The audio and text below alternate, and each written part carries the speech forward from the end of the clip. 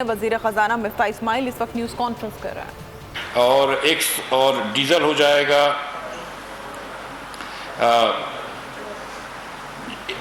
جی 179 روپے 86 پیسے کا لیٹر پیٹرول ہو جائے گا، اور ڈیزل ہو جائے گا 174 روپے 15 پیسے کا، کیروسین ہو جائے گا 155 روپے 56 پیسے فی لیٹر 15، اور لائٹ ڈیزل آل ہو جائے گا 148 روپے 31 پیسے کا۔ تو یہ نئی قیمتیں ہوں گی آج رات کے 12 بجے سے۔ یہ 30 روپے سب چیزوں کی قیمت میں اضافہ ہوا ہے۔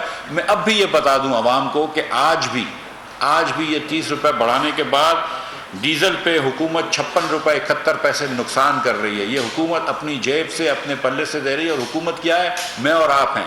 تو پاکستانی شہری آج بھی 56 روپے 71 پیسے ڈیزل پہ نقصان کر رہا ہے، 37 روپے 84 پیسے لائٹ ڈیزل آئل پہ، 21 روپے 83 پیسے کیروسین پہ، اور 17 روپے 2 پیسے پیٹرول پہ نقصان کر رہا ہے۔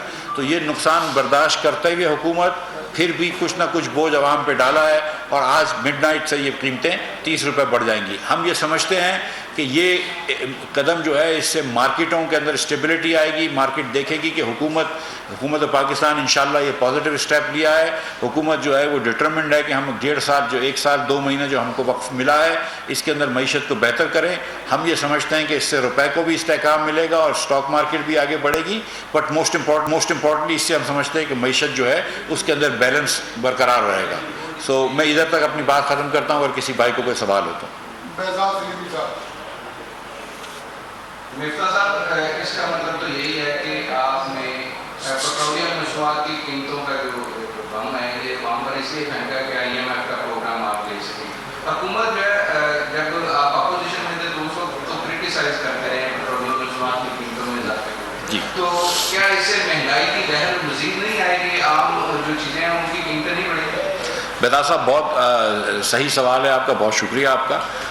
اس میں کوئی ڈاؤٹ نہیں ہے کہ پیٹرول اور ڈیزل مہنگا ہونے سے تھوڑی سی مہنگائی بڑھتی ہے، لیکن ہمارے پاس دوسرا آپشن کیا تھا؟ اگر ہم پیٹرول مہنگا نہیں کر رہے تھے، ڈیزل مہنگا نہیں کر رہے تھے، تو روز کے روز روپے کی قیمت جو تھی وہ ڈالر کے سامنے نیچے گر رہی تھی۔ جب روپے کی قیمت ڈالر کے سامنے گر رہی تھی، اور آپ یہ جانتے ہیں کہ جب عمران خان صاحب چھوڑ کے گئے تھے تو 190 روپے 179 روپے ہو گئی تھی، اور اب مزید بڑھ گئی ہے۔ تو جب روپیہ گرتا ہے ڈالر کے سامنے تو اس سے بھی مہنگائی بڑھتی ہے۔ تو ہمیں یہ بیلنس کرنا تھا کہ مہنگائی کہاں پہ کم سے کم۔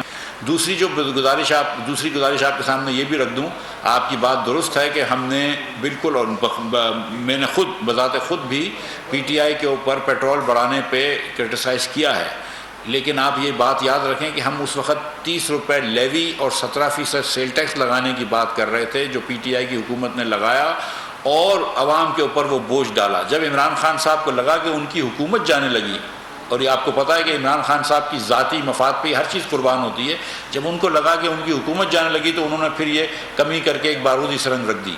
اس وقت جیسے میں نے آپ سے گزارش کری کہ حکومت پاکستان 56 روپے اپنے پلے سے دے رہی ہے ڈیزل کے اوپر، تو ہم نئے ٹیکس لگانے کی یا مزید ٹیکس لگانے کی بات نہیں کر رہے، ہم سیل ٹیکس لگانے کی بات نہیں کر رہے، ہم تو یہ کہہ رہے ہیں کہ جس کاسٹ پہ ہم کو مل رہا ہے اس سے بھی 56 روپے کم دے رہے ہیں، اور یہ ہم سارے ہی ملک کے مالک ہیں۔ ہم یہ کہاں سے افورڈ کر سکتے ہیں کہ جتنا حکومت چلانے میں خرچہ نہیں آ رہا، 3 گنا زیادہ، اس سے زیادہ خرچہ ہم ڈیزل پہ پیٹرول پہ سبسڈی دیں۔ اور پھر جو میں نے آپ سے گزارش کری کہ جس گاڑی والے ہیں پاکستان میں، اور پاکستان میں 10-15% لوگوں کے پاس گاڑی ہوگی، شاید اتنے بھی نہ ہو، ان گاڑی والوں کو سبسڈی ملتی ہے۔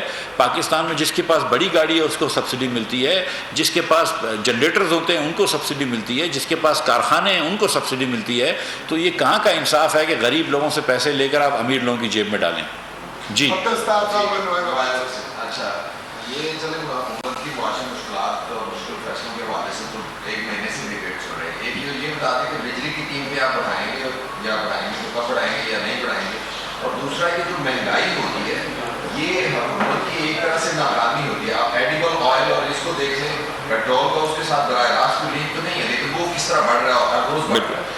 بالکل درست فرمایا آپ نے، بہت شکریہ آپ کا۔ یہ بات آپ کی درست ہے کہ مہنگائی جو ہے وہ حکومت کی، اس کو ناکامی سمجھنا چاہیے۔ اور جیسا کہ عمران خان صاحب کہتے تھے کہ وہ ٹماٹر یا پیاز کی قیمتوں کے لیے نہیں آئے ہیں، ہم تو یہ ہر وقت کہتے ہیں کہ ہم تو قیمتوں کے اوپر نظر رکھنے آئے ہیں. شہباز شریف صاحب کا اولین کام یہ ہے کہ وہ قیمت پہ نظر رکھیں, اور میری بھی اولین ذمہ داری یہ ہے کہ میں قیمت پہ نظر رکھوں. تو اس میں کوئی دو رائے نہیں ہے. جو آپ نے تیل کی بات کری, آپ یہ دیکھیں کہ یوٹیلیٹی اسٹورز کارپوریشن پہ ہم نے 190 روپے کی سبسڈی دے کر تیل کو 260 روپے میں گھی کو بیچا ہے.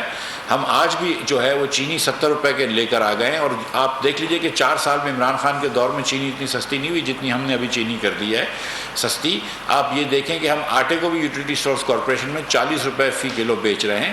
لیکن اس وقت اگر خوردنی تیل کی قیمت, انڈونیشیا نے بین لگا دیا تھا, اس کے بعد خوردنی تیل کی قیمت اگر دنیا بھر میں بڑھ جاتی ہے اور 1200 یا 1100 ڈالر سے بڑھ کے 1650 1700 ڈالر ہو جاتی ہے, تو اس میں تو پھر ہم دوش اس میں ہمارا قصور تو نہیں ہے, لیکن یہ ہماری ذمہ داری بہرحال ہے. اور انشاءاللہ کوشش کریں گے کہ جیسے روپیہ نیچے آتا ہے, روپیہ بڑھتا ہے, ڈالر نیچے آتا ہے, تو یہ چیزیں سستی ہوں گی. اور مجھے اللہ تعالیٰ کی ذات سے امید ہے کہ یہ جو آج ہم نے بڑا مثبت قدم لیا, اور میں آپ کو بتاؤں کہ کسی بھی وزیر اعظم کو 30 روپیہ بڑھانا آسان نہیں ہوتا ہے. یہ بہت بڑا فیصلہ شہباز شریف نے لیا ہے. اور اس خاص طور پر یہ خان صاحب جو فتنہ پھیلا رہے ہیں پاکستان میں, جو روز بہتان لگاتے ہیں, جو الزام لگاتے ہیں, اور جس قسم کی یہ جتھے لے کر اب آ رہے ہیں, اس پولیٹیکل سینیریو کے اندر, اس پولیٹیکل سچویشن کے اندر, یہ جو شہباز شریف نے فیصلہ لیا ہے, یہ بڑا سخت فیصلہ لیا ہے, بڑا مشکل فیصلہ لیا ہے. لیکن آج بھی یہ جو بات ہوئی ہے, میں آپ کو سچ بتا رہا ہوں کہ خواجہ آصف صاحب نے یہ کہا کہ ہم اگر اپنی سیاست بچائیں اور اس میں اگر ریاست ڈبا دیں تو یہ فیصلہ ہمارے لیے کوئی حکمت والا فیصلہ نہیں ہے, کوئی بہتر فیصلہ نہیں ہے. اور ہم یہ سب سمجھتے ہیں کہ اگر ہماری سیاست ڈوبتی ہے لیکن اگر ہماری ریاست بچ جاتی ہے تو وہ بہت اچھی بات ہے. تو یس, وی انڈرسٹینڈ, ہم یہ سمجھتے ہیں کہ ہمارا سیاسی کیپٹل اس سے کم ہوگا. یہ بڑا مشکل فیصلہ ہے, ہمیں یہ پتہ ہے کہ اس پہ بہت تنقید ہوگی, لیکن اس وقت ریاست ہمارے لیے جو ہے اس کا اور اس کا انٹرسٹ, ریاست کے مفاد ہمارے لیے محترم ہے, اور اس کو بچانا ہمارے لیے ضروری ہے. جی سر یہ بتائیے گا کہ اس کا جو یہ آپ نے انکریز کیا ہے, اس کا کتنا امپیکٹ آئے گا, اور جو فسکل ڈیفیسٹ کو کنٹرول کرنے کے لیے اقدامات کرنے میں آئی ایم ایف کا بڑا دباؤ ہے دونوں سائڈ پہ, کرنٹ اکاؤنٹ ڈیفیسٹ کے لیے بھی اور فسکل ڈیفیسٹ کے لیے بھی, اس کا پر کیا فرق پڑے گا, آپ کی جو کوششیں ہوں گی وہ کیا ہوں گی. اور سر سیکنڈ سوال یہ کہ کیا آئی ایم ایف نے جو لاسٹ گورنمنٹ جس کو بھارت وقت پہ یہ کہا تھا کہ جو بھی پروگرام ہوگا وہ پارلیمنٹ سے منظور ہوگا, تو یہ جو کہا جا رہا ہے کہ کوئی کیئر ٹیکر گورنمنٹ آ کے جو ہے پروگرام کو آگے چلائے گی, تو کیا آئی ایم ایف سے آپ کے بارے سبسکرائب کریں اور بیل دبائیں تاکہ کوئی خبر رہ نہ جائے.